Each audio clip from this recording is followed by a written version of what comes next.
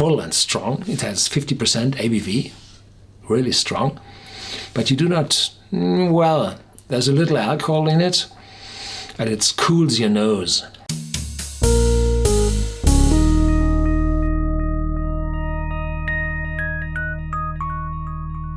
Welcome to Whisky.com, where fine spirits meet. My name is Lüning, Horst Lüning, and I'm the master taster of Whisky.com. And today we have a second bottle of the 1776 brand. It's the rye whiskey.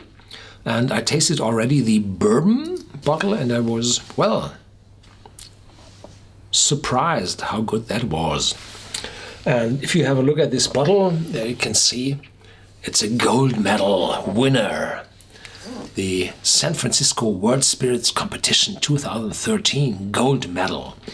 I once looked at the gold medals from this San Francisco World Spirits Competition, and I found out that in that year over 80 gold medals were given to bottles on display. So quite an inflation in this, but the 1776 bourbon was really good. I enjoyed that very much.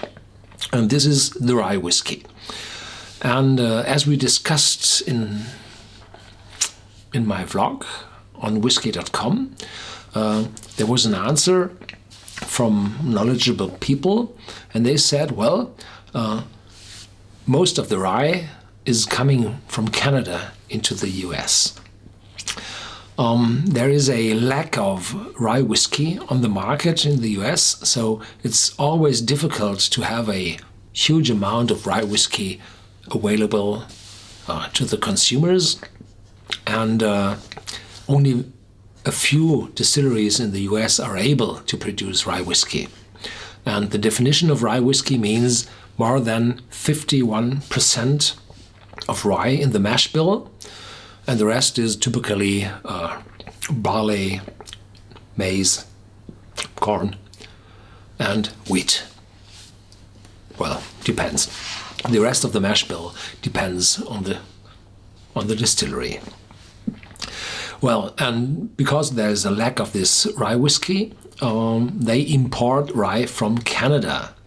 The rye is the old cereal which the first settlers grew first on the new continent, the new land, because the barley did not grow that good.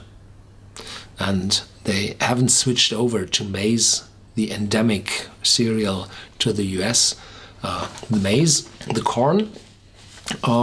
So rye was the perfect match for the first distillers, and this rye was always sharp, and the production quality was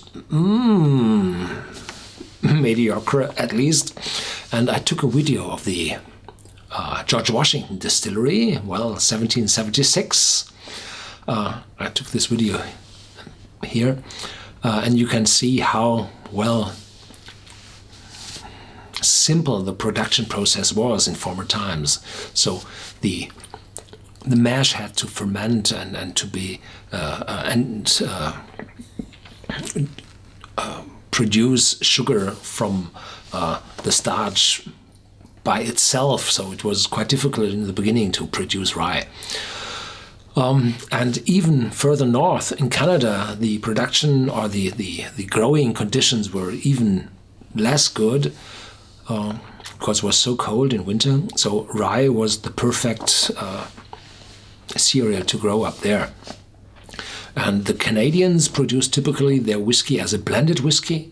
They have an industrial style of, well, column still whiskey from corn or wheat. And then this is highly distilled, so there's very few own taste in it. And then they have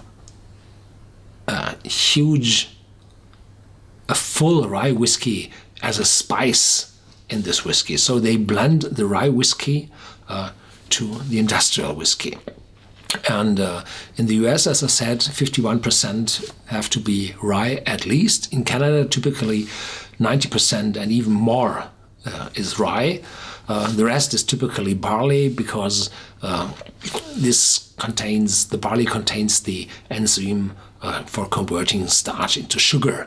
And malting rye is not that easy. There are a few beer brewers out there who are able or have the capability to produce a rye beer, but they are not so many. So typically they add barley for having the enzyme present to convert the rye starch into sugars. Well, enough of scientific background. In this bottle lies the oldest and most legendary whiskey legacy in American history. Well, I said that to the bourbon. It's the James E. Pepper, the figure of this man, one of the very first to produce whiskey in the US, and they grab that legacy and say, well, we researched how this whiskey was made, how the style was, and we try to replicate that old style. The same old style and methods have been preserved and restored in this fine whiskey. Style? Well, probably. Methods? This is rye whiskey, probably from Canada, because this bottle shall contain 90% rye whiskey. And in the back, there's a picture, a snail of the old England states, New York, New Jersey, Virginia, North Carolina, South Carolina. Join or die. Well, long speech, short taste. No. We look what's in here.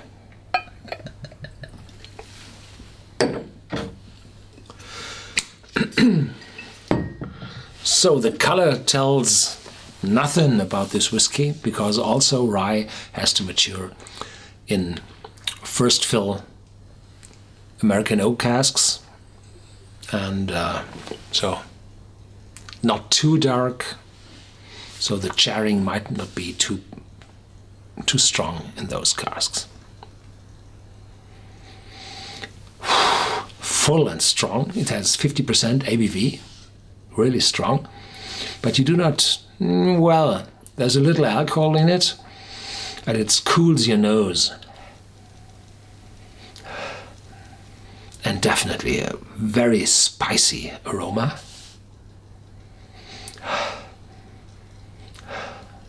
The alcohol is cooling your nose. Probably some cloves. And as I say that, it's the oranges you pick the cloves in for Christmas, so you have this wonderful taste of cloves and orange peel. Yeah, and probably a little, very little, honey. But the spiciness is really dominant. Yeah, have a sip.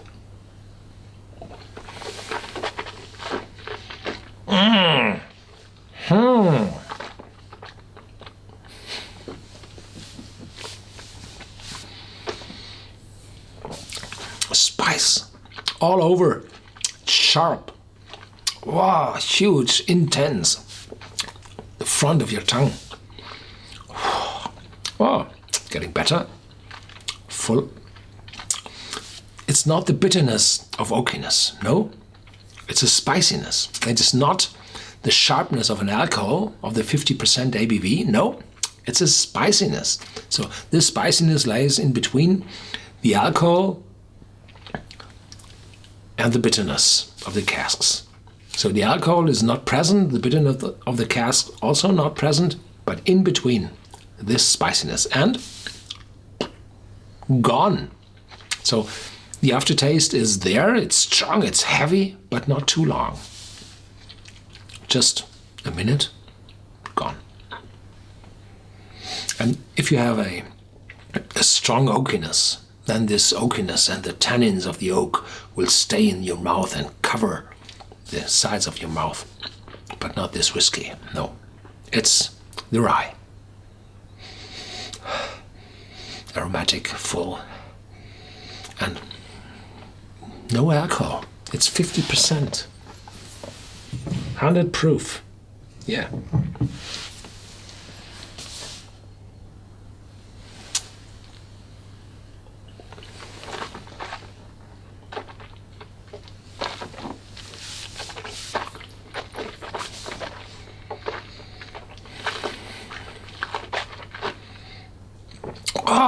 You have to swallow. It's so sharp on your tongue, on the tip of your tongue, really.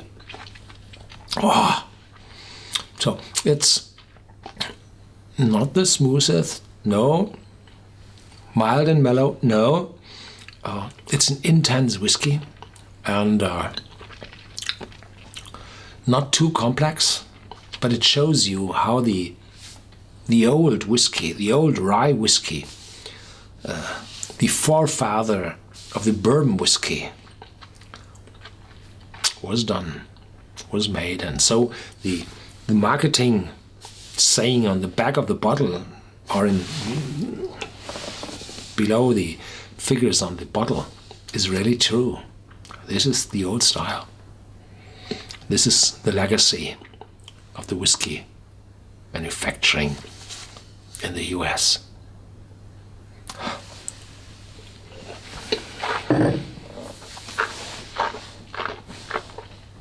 And luckily, this whiskey isn't too expensive. So in Europe it sells well below 40 euros, and it's affordable, and if you don't taste a whiskey, you do not learn anything. So this is one for learning how rye whiskey really is. Thank you for watching. Stay tuned, there's more to come, and feel free to look in our whiskey database about rye whiskey.